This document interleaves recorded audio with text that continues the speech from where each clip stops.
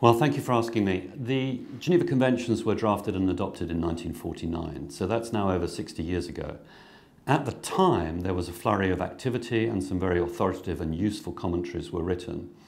But in the last 50 years, a lot has changed in the sense that we now have experience of people applying the conventions, we have the development of international criminal law, human rights law has intervened, and we felt it was time to look again at the conventions and try to explain how they've not only been interpreted but actually applied in practice. The book then tries to take an original approach by not just going through article by article and line by line, but to select a number of themes and see them in the contemporary context. So in particular, what we have done is we have seen how many of the topics intersect with human rights law and which of those two branches then dominates or how one is accommodated within the other. That has required us to use experts not just from the field of international humanitarian law but also from human rights law. The other value added of the book, if I can put it like that, would be that we have looked very carefully at the development of war crimes trials, and many of those trials have involved an interpretation and application of the Geneva Conventions.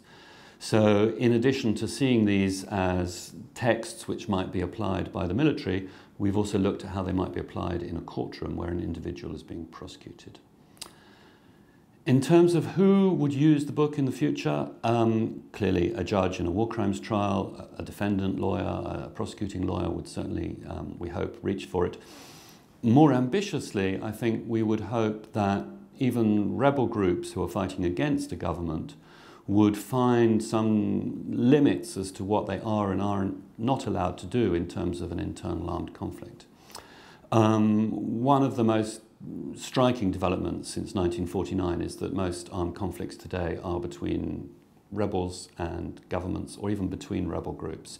And so a lot of the book is dedicated to that field of law, the law of non-international armed conflict.